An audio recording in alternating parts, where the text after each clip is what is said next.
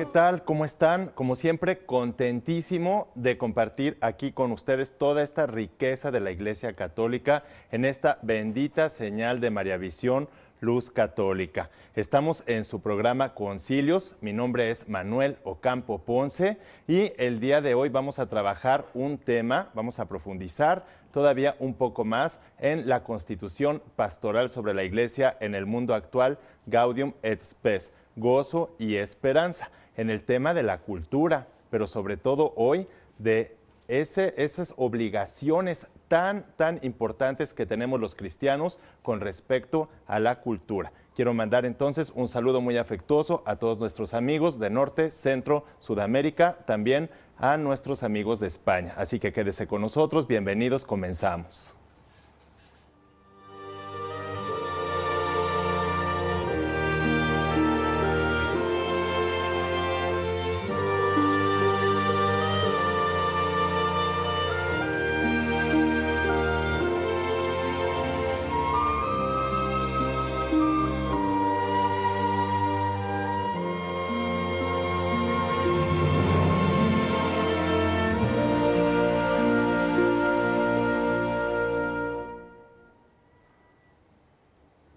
Ya estamos aquí en su programa Concilios y bueno, pues ahora vamos a hablar de este tema tan hermoso que hemos venido tratando, que es el tema de la cultura en la Constitución Pastoral sobre la Iglesia en el mundo actual, Gaudium et Spes. Estamos en el contexto del Concilio Vaticano II, el último concilio ecuménico que se celebró en los años 60 del siglo pasado. Y este es uno de los documentos que salieron del concilio. El concilio tuvo una gran riqueza y todavía, por si fuera poco, después salió un fruto del concilio que es el Catecismo de la Iglesia Católica. En ninguna casa católica debe faltar el Catecismo de la Iglesia Católica. Ahí viene todo, es un compendio, es decir, un resumen de toda la doctrina católica en lo que se refiere sobre todo a dogma, o sea, las verdades de fe, y a moral, es decir, cómo debemos comportarnos los cristianos. Pero además tenemos una gran riqueza de documentos del Concilio Vaticano II, porque en los concilios, los padres conciliares y todo el concilio sacan los documentos que constituyen una guía muy importante para profundizar en diferentes temáticas y resolver problemas en los distintos contextos de la historia. Algunas de estas cosas son demasiado contextuales, es decir, se dan en determinadas épocas o en regiones del mundo, y otras tienen un valor más universal y más perenne, es decir, se pueden extender. En el caso de esta Constitución Pastoral sobre la Iglesia en el mundo actual, pues es un documento que es un poquito contextual. Sin embargo, no hace tanto tiempo que pasó el Concilio Vaticano II, pero sí el suficiente para que nosotros podamos saber, contemplar qué fue, qué cosas agravaron, qué cosas continuaron, cómo se pensaba en ese contexto. Y además también recibir pues la doctrina en lo que se refiere en este caso concreto de la cultura, que hemos visto y hemos dicho y sabemos que la cultura es todo aquello que el hombre hace, crea, produce, transforma, o sea, todo lo que tiene que ver con la actividad del hombre para lograr una transformación del mundo, humanizando al mundo y además perfeccionando la naturaleza y perfeccionándose a sí mismo. Esto es muy importante porque ahora, ¿verdad?, a 50 años del concilio, vemos que algunas manifestaciones que podrían ser culturales, entre comillas, pues realmente son anticultura, o como decía el Papa Juan Pablo II, cultura de la muerte. Algunas manifestaciones culturales no son adecuadas porque no producen un perfeccionamiento del entorno, ni tampoco perfeccionan al hombre mismo, es decir, a la persona humana, tanto individual como socialmente, sino que más bien la degradan.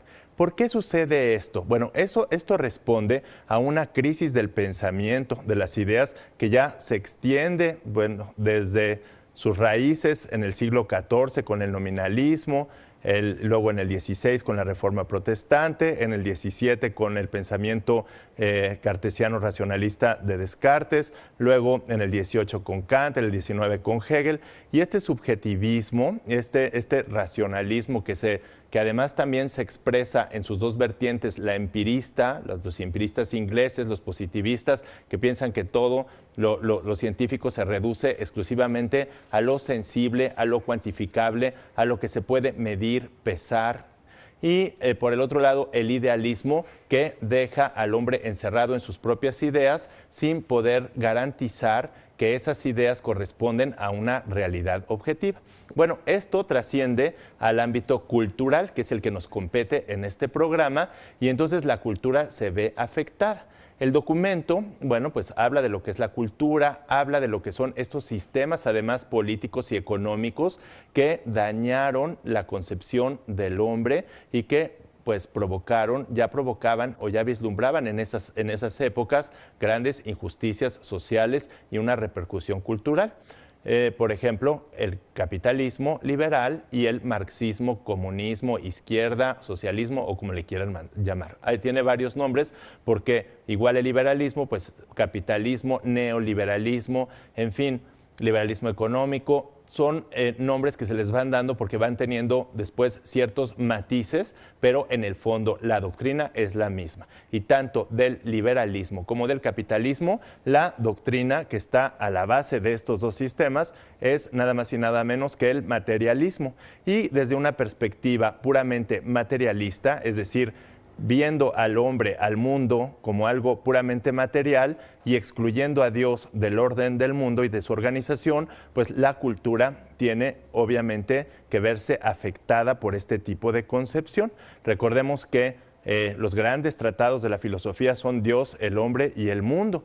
Y la teología pues también va de la mano de la filosofía para dar respuesta a las expectativas más profundas del ser humano. En este documento también viene muy claro que el hombre tiene derecho a la cultura y que todos los hombres tienen derecho a la cultura, pero además tienen derecho natural porque solo a través de la cultura el hombre se va cultivando todo lo externo, todo el mundo va colaborando de este modo al plan salvífico, al plan de la creación además, porque el mismo Dios ha dejado la creación, la ha ido haciendo de esta manera para que el hombre con su trabajo colabore con él y la lleve a su perfección, a todas las cosas. Pero el hombre pues se ha ido separando, como hemos visto, lamentablemente, a pesar de que, como dice aquí el documento, hay grandes avances científicos, tecnológicos, artísticos, culturales, pero sí es momento de hacer un análisis serio, si esto realmente es cultura, si estas manifestaciones son culturales o cuáles de ellas son anticulturales o de cultura de la muerte, como lo decía el Papa Juan Pablo II. Bueno, también es algo importante que viene en este documento, la importancia que ha tenido la Iglesia en la cultura, sobre todo en la cultura occidental. La Iglesia ha aportado muchísimo al desarrollo cultural. Pensemos simplemente toda la herencia cultural que tenemos en toda Europa y también en América, en lo que se refiere a qué, pues a obras artísticas, a grandes catedrales, basílicas, a obras de pintura, de escultura, música, en todos los ámbitos de la cultura y también, ¿por qué no?, en el ámbito de la ciencia, de la técnica, pero ahora va demasiado rápido la ciencia y la tecnología y muy apoyada sobre estas plataformas ideológicas, si podemos decir, científicas, tecnológicas, pero que se han ido desarrollando al margen de Dios. Bueno, pues aquí tenemos la obligación muy importante, los cristianos, de cristianizar todo este entorno. Y para cristianizarlo tenemos que conocer, es decir, nosotros también empaparnos de la cultura. Esto lo ha hecho siempre la Iglesia. No pensemos que tampoco que este contexto actual, tanto de los años 60 como el que estamos viviendo actualmente, después del Concilio Vaticano II, es algo muy extraño o ajeno a lo que sucedía, por ejemplo, con los apóstoles en los primeros cristianos, o lo que sucedía durante los padres de la Iglesia o durante la Edad Media. Tiene mucho en común. Pero bueno, todos estos temas los vamos a ir desarrollando poco a poco a lo largo del programa y bueno, pues vamos a un corte y regresamos, no se vayan.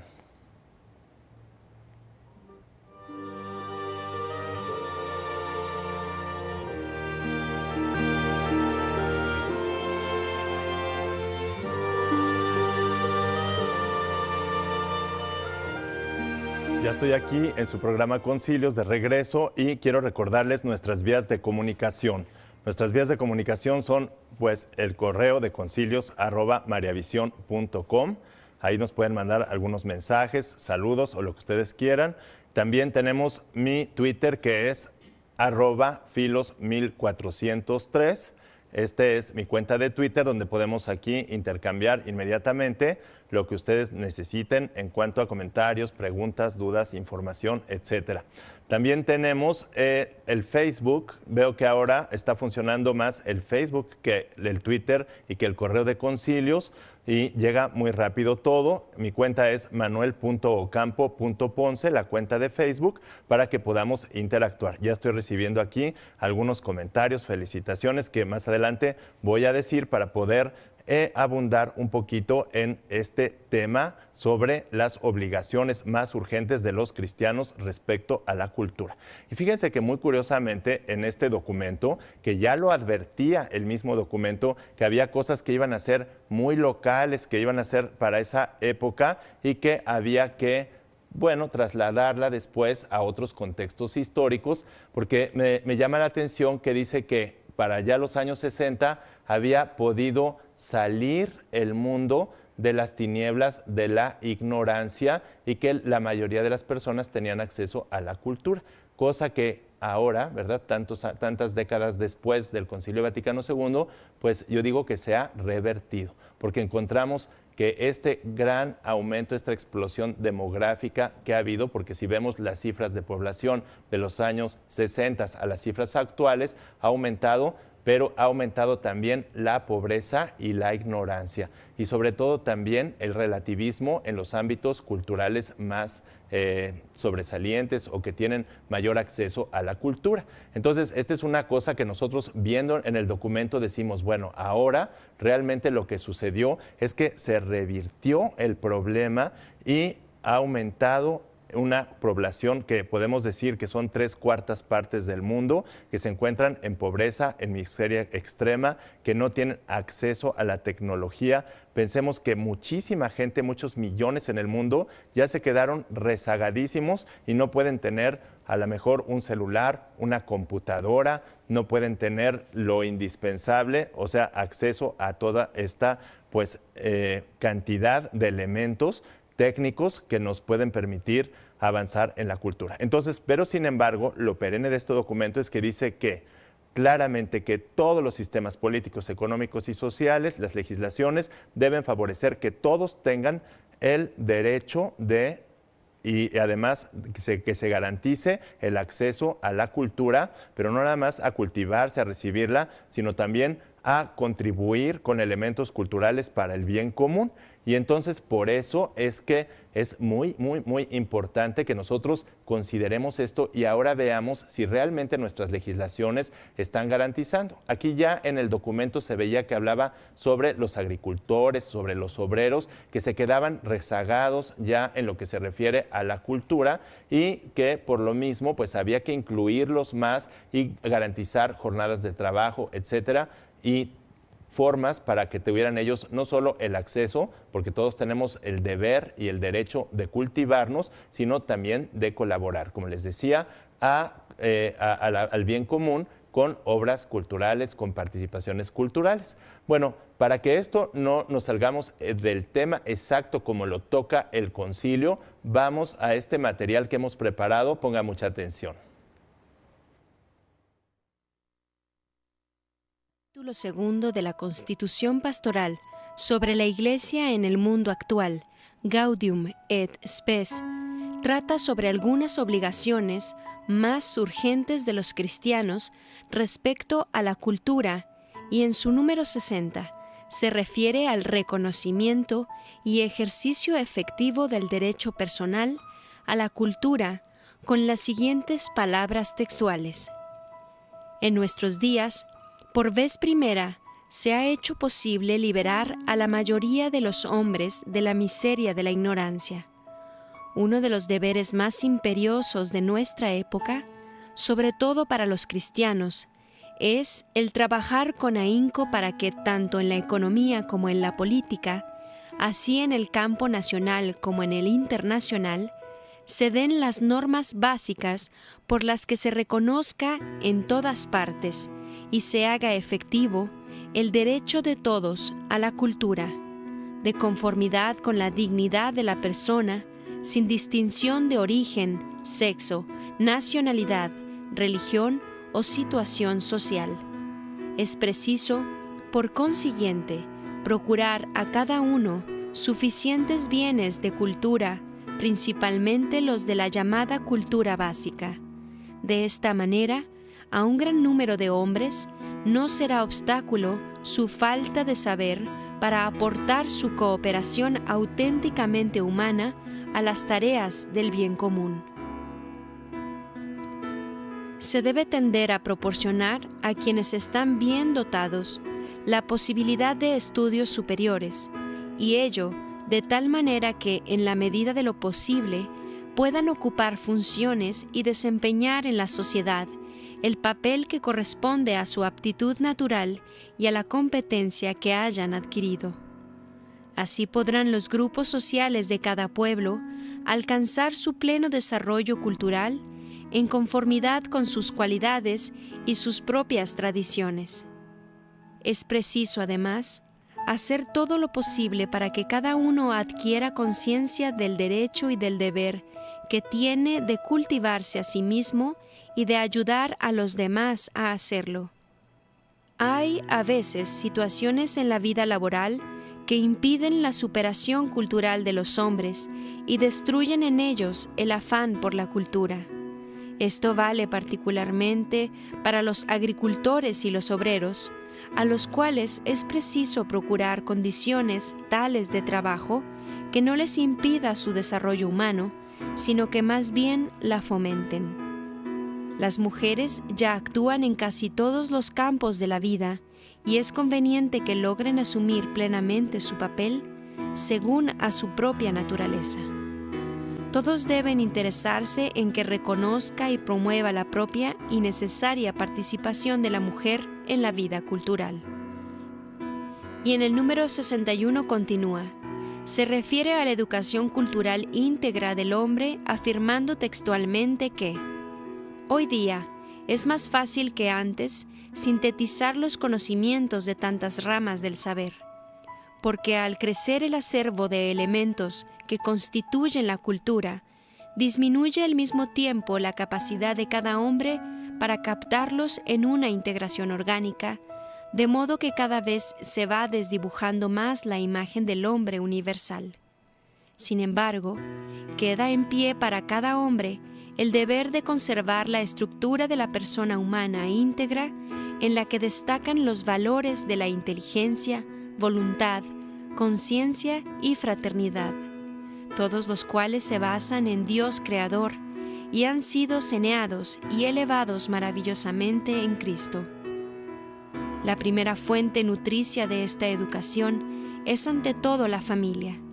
En ella los hijos, en un clima de amor, descubren más fácilmente el verdadero sentido de las cosas, al mismo tiempo que se imprimen de modo casi inconsciente en el alma de los adolescentes formas probadas de cultura a medida que van creciendo. Para esta misma educación hay ventajas en las sociedades contemporáneas que pueden favorecer la cultura universal, sobre todo dada la creciente difusión del libro y los nuevos medios de comunicación cultural y social. Pues con la disminución ya generalizada del tiempo y de trabajo, se multiplican para una gran parte de los hombres las propias posibilidades. Empléense los descansos oportunamente para reposo y salud del espíritu y del cuerpo, ya sea entregándose a actividades o a estudios libres, ya a viajes como turismo que afinan el espíritu y enriquecen con conocimiento de los demás, ya con ejercicios y manifestaciones deportivas que ayudan a conservar el equilibrio espiritual incluso en el público y a establecer relaciones fraternas entre hombres de todas las clases, naciones y razas. Dedíquense los cristianos también a las manifestaciones y a las actividades culturales colectivas propias de nuestro tiempo, humanizándolas e impregnándolas de espíritu cristiano. Todas esas posibilidades no podrán llevar al hombre a la plenitud de su desarrollo cultural si al mismo tiempo se descuida el preguntarse a fondo por el sentido de la cultura y de la ciencia para la persona humana.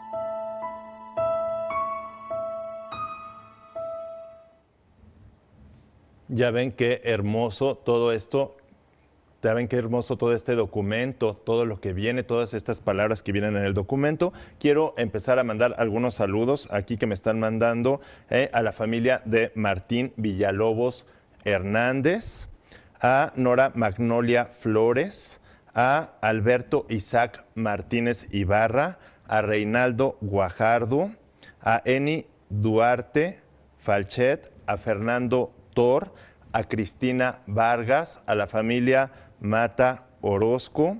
También quiero mandarle un saludo muy afectuoso y ya aquí estoy recibiendo algunas solicitudes de amistad de algunos que nos están viendo. También Carlos Alberto Ramírez Cano, Cris Camacho, Ángela Martínez, Carmen Gaitán Ávila.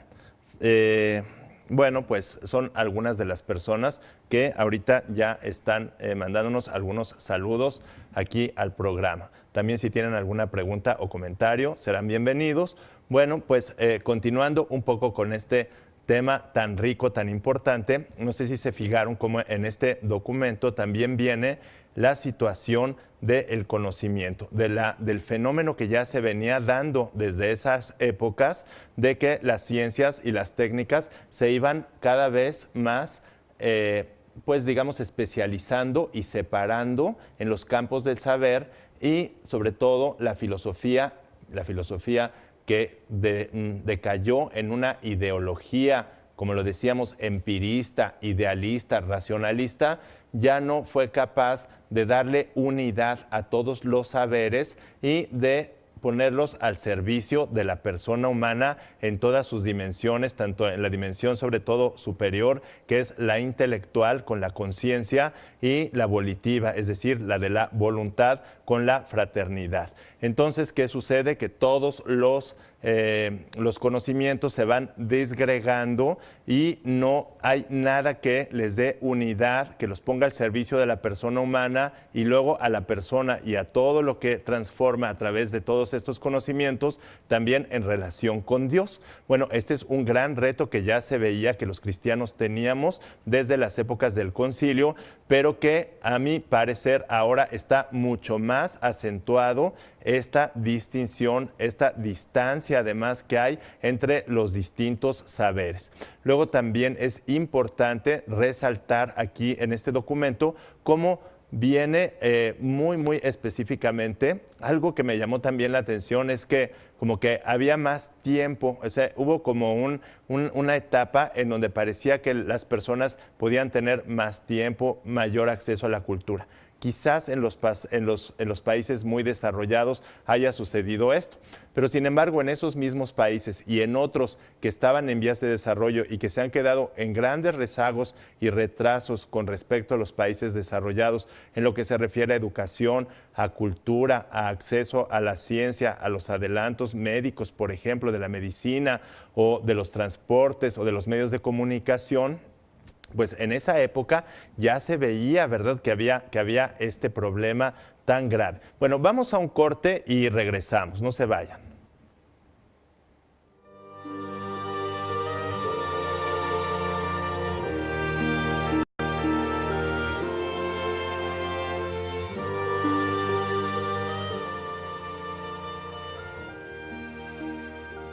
Quiero mandar un saludo a Marco Antonio Hernández, que aquí nos dice también que nos manda saludos, pero a todo el staff de María Visión. Un saludo afectuoso para él, para la doctora María del Carmen Elizundia Ponce, para el padre Ender Artigas. Un saludo también muy afectuoso para todos ellos. Pues fíjense que les decía, antes de ir al corte, que era curioso como que parecía que había más tiempo y que entonces hubo un respiro durante estos años. Pero ahora se ha las situaciones son distintas. Cada vez la vida es más acelerada y hay menos tiempo. Y entonces ya muy bien apuntaba el concilio diciendo que tenía que haber tiempo para el descanso, para la recreación, ¿sí? Incluso para los viajes, para el turismo, porque todo eso es importante para el espíritu. La vida en donde la escala de valores se marca por la utilidad, por el dinero, como es por ejemplo en el liberalismo económico, o por la supremacía de la colectividad, es decir, de las mayorías, en lugar del verdadero bien de todos y cada uno, y de la persona sobre todo. Fíjense que el error del colectivismo, es decir, del marxismo, además de muchos errores que tiene, pero uno de los importantes que tiene que ver con este aspecto, es que pone por encima al Estado de la persona. En lugar de que la persona sea para el Estado, o la persona, en lugar de que el Estado sea para la persona, pone a la persona para el Estado. En lugar de que la persona esté en función de, bueno, más bien la empresa también en función de la persona, pone a la persona en función de la empresa. O sea, invierte el orden, ¿sí? Todo lo que es la sociedad, la empresa, el Estado, tiene como fin la persona. Y en el colectivismo no es así. Se pone todo al servicio del Estado, de la empresa, como si las personas fueran los estados, las empresas, las instituciones, y eso es un error muy grave en donde se comprometen los derechos de las personas. El error del liberalismo es que pone la utilidad como valor supremo y entonces todo va en función del dinero. Y así, en estos dos sistemas, el hombre materializado va haciéndose esclavo de las estructuras para producir dinero, prosperidad económica, o para producir trabajo o bienestar, o para que el Estado o la empresa o lo que sea se vaya alimentando, pero a costa del mismo hombre. Por eso hay que darle la vuelta, ya decía este documento, a que todo esté al servicio del hombre, y entonces sí, con el hombre pueda encaminarse todo a su perfección y en última instancia al Creador. Pero para avanzar un poquito más, vamos a analizar este otro video, este otro material que tenemos, y vamos a comentarlo. Pongan mucha atención.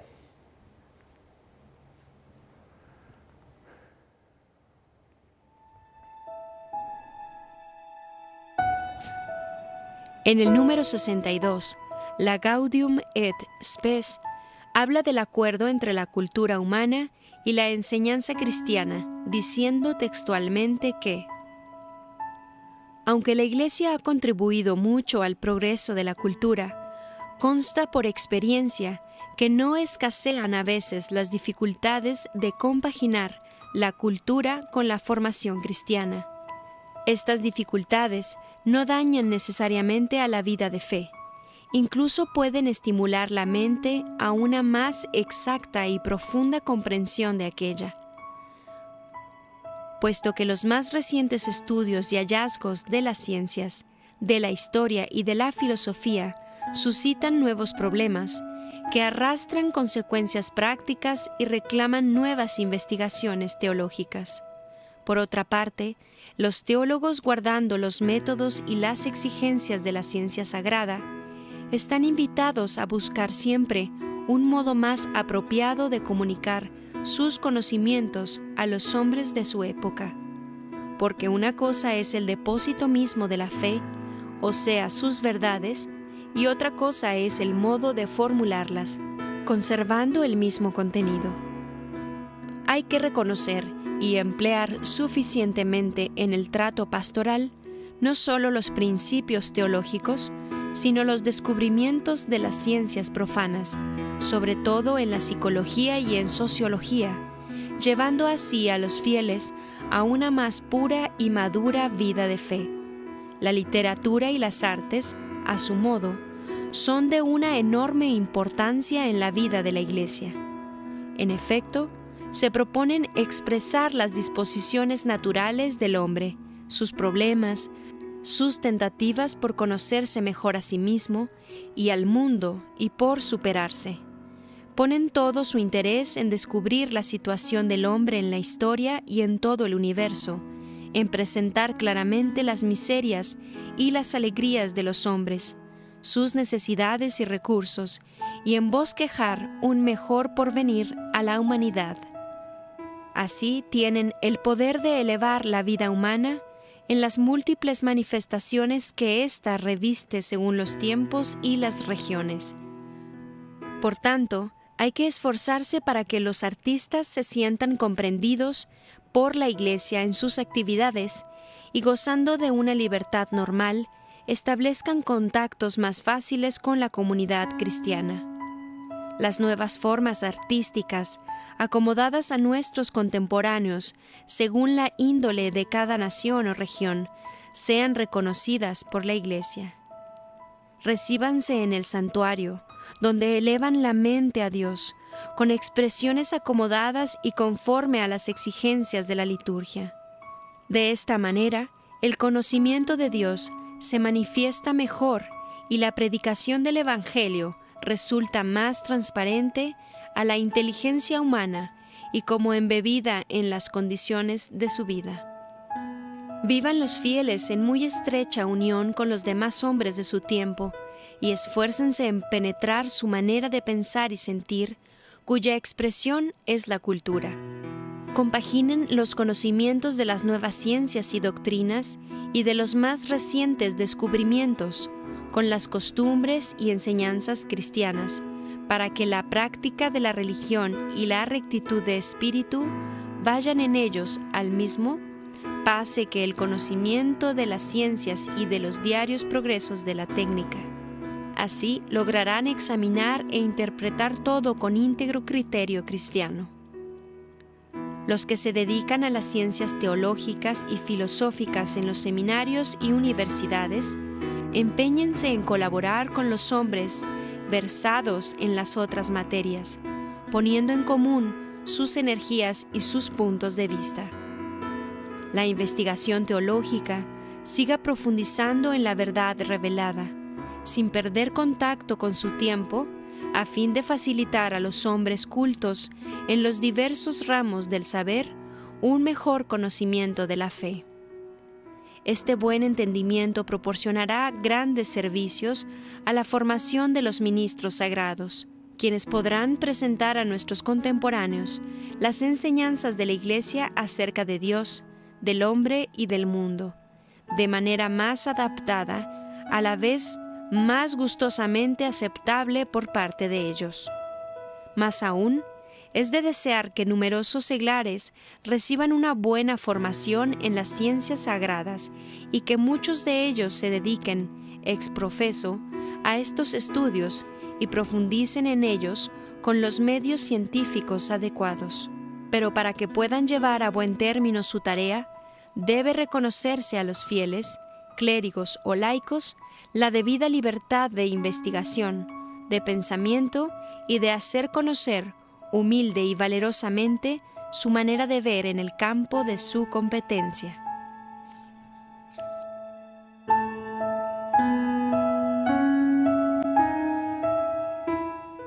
Pues ya ven cuánta riqueza en este documento y bueno, no quiero que se vaya a prestar a confusión.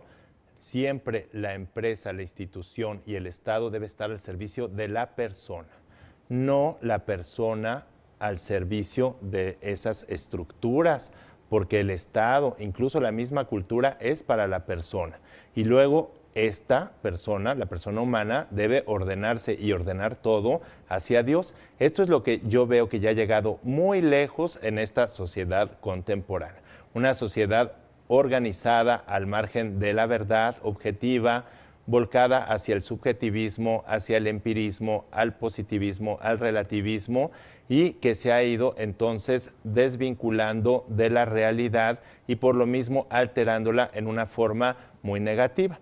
Vemos cómo aquí el documento nos habla muy claramente de cómo la filosofía y la historia también va planteando nuevos retos a la forma de presentar el mensaje cristiano, la teología, nuevos cuestionamientos. Todo eso es muy bueno y les decía yo hace rato que no es algo muy diferente a lo que vivió, por ejemplo, claro, con sus proporciones, San Pablo, cuando llegó con los filósofos en Grecia o en Roma y se enfrentó a que el mensaje cristiano que llevaban ellos, pues tenía que dialogar con la cultura que había en esa época, y entonces empieza el proceso llamado inculturación, en donde el cristianismo fecunda lo que hay, los elementos culturales, y cristianiza todo, y entonces viene todo el desarrollo cultural de los primeros siglos de la Iglesia y después de la Edad Media y luego, bueno, pues desafortunadamente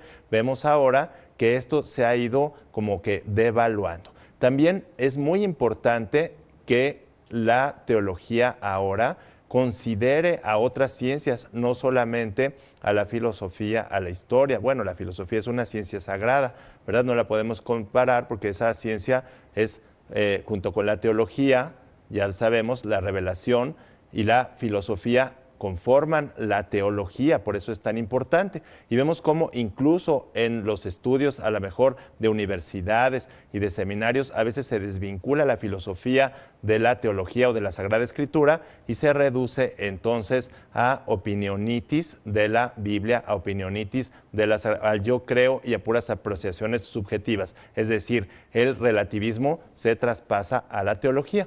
Pero además también aquí va señalando que hay que considerar la psicología y la sociología. Bueno, a estas décadas que han pasado del concilio, vemos cómo estas ciencias no han sido la excepción, junto con la pedagogía y otras ciencias humanas, de una separación o de una desvinculación de una filosofía realista, de una teología, y por lo tanto también ahora presentan problemáticas serias en lo que se refiere a la concepción antropológica y por lo tanto a sus repercusiones en la ética y en la moral de las personas, porque si no parten de un concepto adecuado de hombre y de Dios, pues estas ciencias, sociología y psicología, aunque hacen grandes descubrimientos y sobre todo la sociología también nos da tantos aportes en lo que se refiere a la información por estadísticas y demás, pero no hay forma de discernir bien esto, sino se insertan en una antropología tanto filosófica como teológica que considere en su integridad al hombre. Bueno, vamos a un corte y regresamos.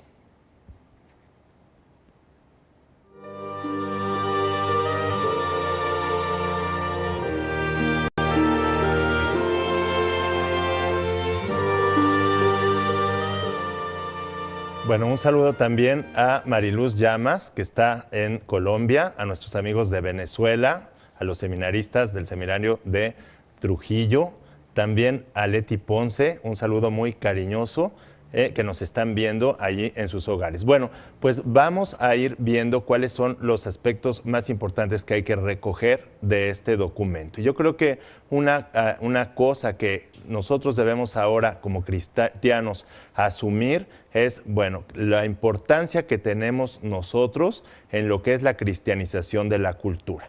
El cristiano tiene que prepararse, que formarse, que dialogar con las artes, con la literatura, con todas las expresiones artísticas, pero tiene que discernir cuáles son los elementos realmente culturales y los anticulturales, porque vemos muchas expresiones artísticas, técnicas y científicas que son verdaderamente anticulturales. Pensemos, por ejemplo, en el ámbito del arte, en pinturas, esculturas que van degradando a la persona, obras literarias que llegan hasta el punto de la blasfemia, cuando toda la cultura y todo debe orientarse a la elevación del espíritu y sobre todo al creador. La cultura está al servicio de la fe y no la fe al servicio de una pseudocultura de la muerte que lo que hace es destruir al hombre. Entonces vemos expresiones muy, muy negativas en todos los ámbitos que conviven con otras muy positivas. Entonces el cristiano debe conocerlas y por eso mismo este documento dice que los ministros, ¿verdad?, los clérigos, tienen que prepararse más en el diálogo con las ciencias, con las artes, con la técnica, pero también que los laicos tienen que prepararse muy fuertemente, algunos incluso dedicarse al estudio de la filosofía y la teología, a las investigaciones para poder lograr esta conexión entre lo que es la cultura, la ciencia, la tecnología y la fe. Vemos expresiones muy anticulturales, como por ejemplo en el ámbito de la medicina, sistemas de reproducción asistida que atentan contra la vida de los embriones, o de control natal que atentan contra la dignidad de la persona, contra la familia. Vemos estructuras y leyes que van contra la familia, que además, como lo dice el documento, es donde se bebe la cultura y donde se aprende a discernir lo que es lo bueno y lo malo, donde se recibe la fe. La familia también está muy amenazada en el mundo actual, con sus consecuencias y repercusiones en lo que se refiere a la cultura y a la fe. Todos estos son grandes retos que tenemos los cristianos y, como vemos, hay mucho trabajo. No podemos estar como cristianos ahí muy tranquilos sin pensar cómo resolver y cómo podemos nosotros, a través sobre todo de la oración y de llenarnos con la doctrina, de formación, de cultivarnos en lo que es la verdadera fe católica, para poder llevarla y cristianizar todos estos medios. Por ejemplo, el teatro, pienso en el teatro, como les decía, en la ciencia, en la tecnología. Muchas cosas lamentablemente atentan contra la dignidad de la persona, la deterioran. Todo lo que degrada, lo que deteriora, lo que nos aleja de la realidad y del bien, todo eso es anticultural. Pero bueno, como siempre aquí el tiempo vuela y bueno, les mando otra vez un saludo muy afectuoso y les sigo respondiendo aquí por Twitter o por Facebook todas las dudas y comentarios que tengan. Quédense con nosotros aquí en María Visión y nos vemos la próxima. Gracias.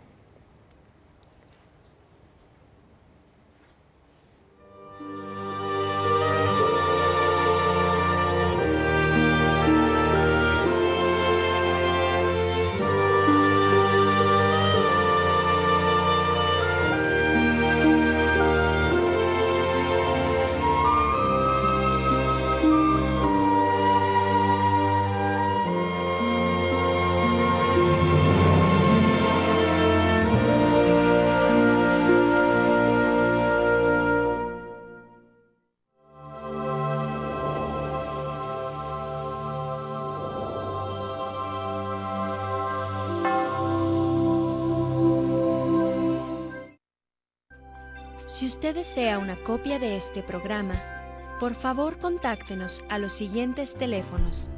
Desde el extranjero, marque 0052 33 3770 1814 y del interior de la República Mexicana al 01900 849 3507 o escríbenos a nuestro correo electrónico tiendavirtual@mariavision.com y visita nuestra página web www.mariavision.com.